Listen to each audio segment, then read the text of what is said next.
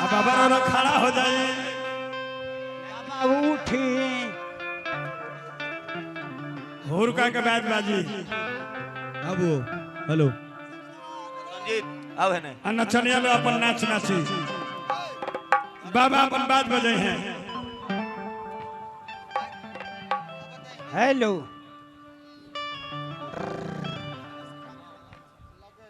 वाह हुरका के बंटी बाबा हुरका में लयदारी दे। बाज हुरका के बाद लयदारी गीत हुई।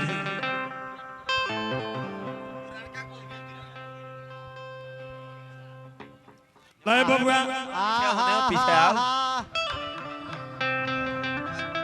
हटवा दियो काई अरे बाबा के पीछे से लगाओ। तनी रो हां तनी मारी तनी बंदा के तनी सरहार दे दलवा तनी के हां ए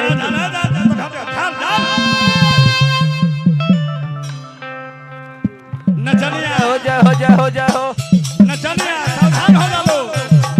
नचनिया अरे नचनिया बाहरे नचनिया बबुआ हो भौजी हो।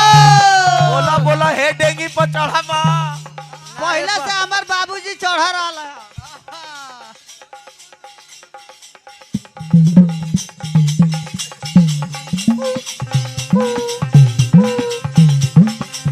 वाह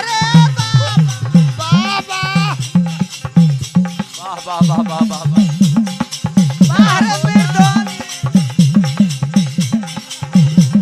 नचनिया काम करलो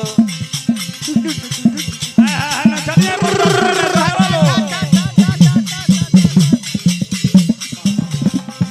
बाहरे बजनिया बबुआ हो जय हो बोला आइबा की आ जाई।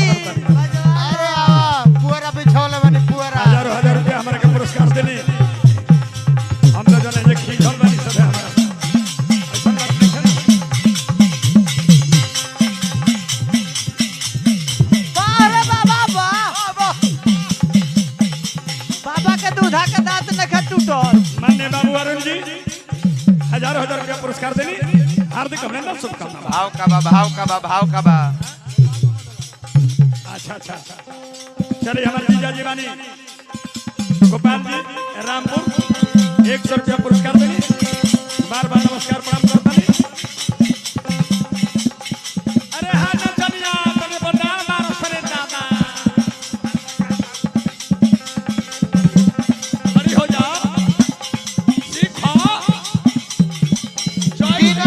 टीना हो जा एक साल चौथ के बाद नचनिया के भाव होला। ए बाबू चौथ के नचनिया ना के मोल हो गैस में तो खाली धुआं रहला।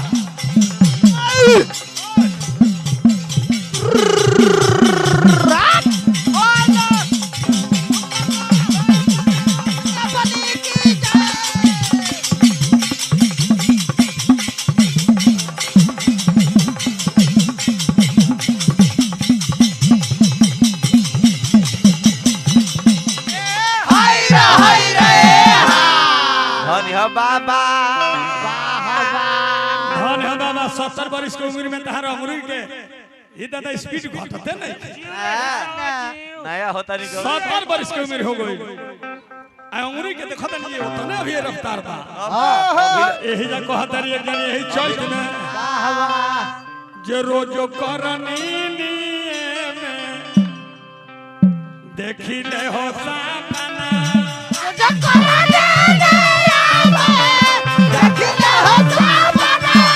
रोजो करनी में देखी ले हो सामना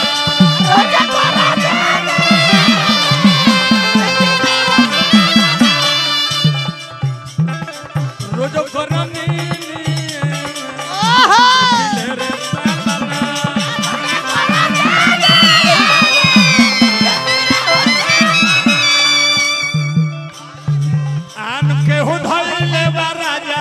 राजा हो आन के हो धइले बा राजा हो हमरो रे जो बना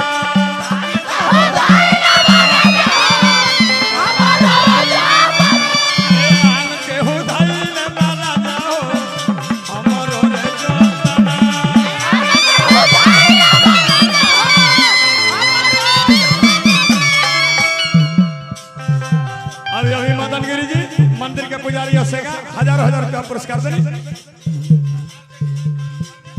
आन के हो धाई ले राजा हो ई तो कहार हमारा भीड़ पुरस्कार देने हार्दिक शुभकामना बाबा हो ए बाबा आन के उठाइले बा राजा हो हमरो रे जो बना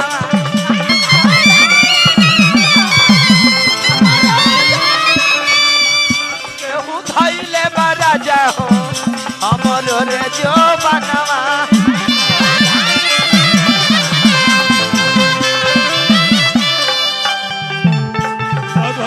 पियावा घर रे बैठावल कावना बनावल पियावा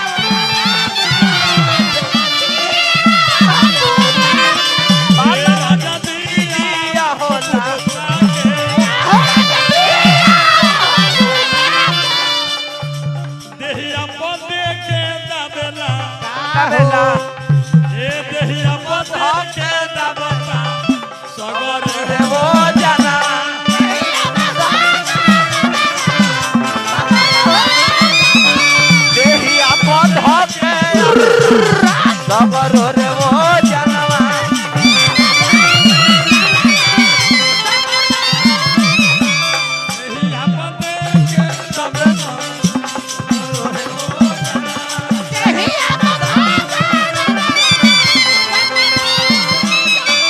सावर गोरिया रे सावर गोरिया हो सावर गोरिया आचारा में बांधलू रुमाल